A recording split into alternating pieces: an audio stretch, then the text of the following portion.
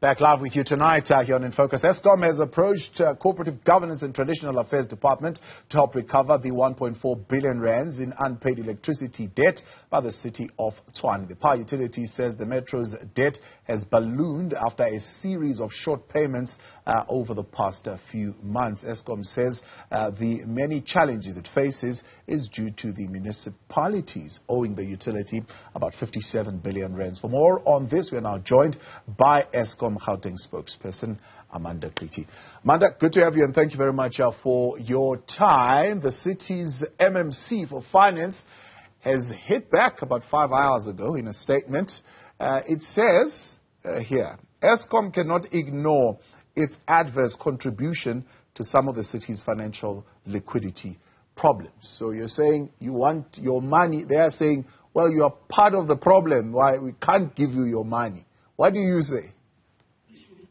Well, I mean, we've had several engagements with the City of Tshwane, and even this morning we actually had a meeting with the municipal manager and the management team from the city, and they have actually committed to make sure that they pay by the end of March what they owe Eskom. So I'm not sure why he's saying that we are contributing, but obviously he has his reasons. But for us, we do want the city to pay their current account, and I mean that is what they have consumed for the past. I mean they did not pay for their December account, and for the November account they only paid 220 million of the 888 million bill. So these short payments and non-payments is what we are asking them to stop doing, because it really puts us in a bad situation as a business. It affects our financials and also our liquidity. So we are just asking them to pay for what they've consumed. Yeah, I've got two state entities who are having liquidity problems and they're blaming each other. The other one saying it's because of you. I mean, did they raise this issue with you in a meeting today, and did you come up with a solution? The issue of load shedding really hampering on their liquidity position, saying our maintenance budget is spinning out of control as a direct impact of load shedding. Now, we do know that the on and off is affecting infrastructure, and that infrastructure has got to be replaced quite regularly. Is Eskom refusing to take responsibility for that? So in the meeting that we had today, that was not a reason that they cited as one of the reasons. And also you'd remember this is not something that is new, whereby the city is making these erratic payments. This has been going on for the past 2 years.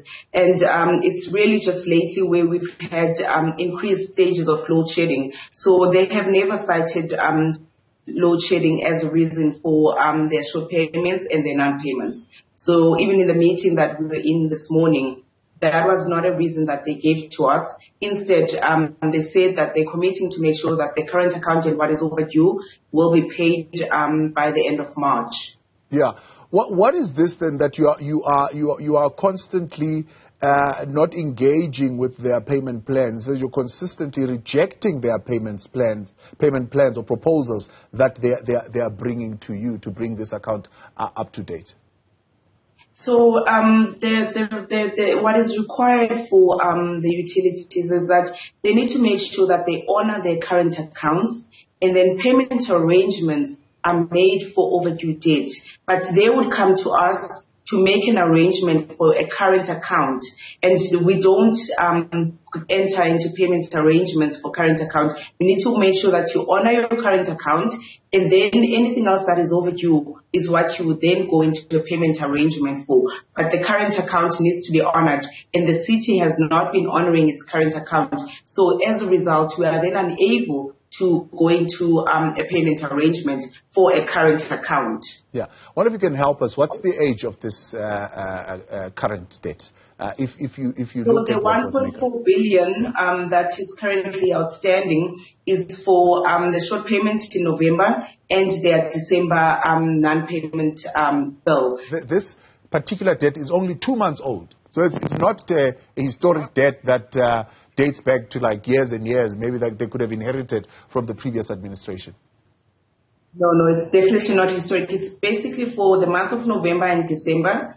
As I mentioned, for November, they only paid 220 million of the 888 they were billed for. And for December, they did not pay anything of their bill. So the 1.4 billion is basically just for 2 months. Yeah. So their current account on a monthly basis is around 880 million.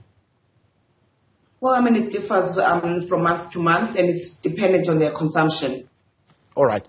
And so those two invoices, they short paid. The other one, they just did not pay at all. What is the current arrangement that is in place? So there is no payment arrangement with the city. They're supposed to make sure that they honor their current account every month. So did they make a commitment to settle the 1.4 billion plus whatever it is that you would have invoiced them for the month of January? They committed to make sure that by end of March, their account will be in good standing. So meaning the 1.4 billion and what we will then be billing them for January and obviously for February. By end of March, they will ensure that they are in good standing. Their account is up to date. Yeah. And what is the appeal that you have made to Cogta then? I mean, should they not be fulfilling that particular aspect? So the request to Cogta was in last year, I think around September. We requested Cogta to mediate between Eskom and the City of Tshwane because of these erratic payments that have been going for a couple of months. So we are waiting their reports because they've been conducting the investigations, and we had some engagements with them not so long ago.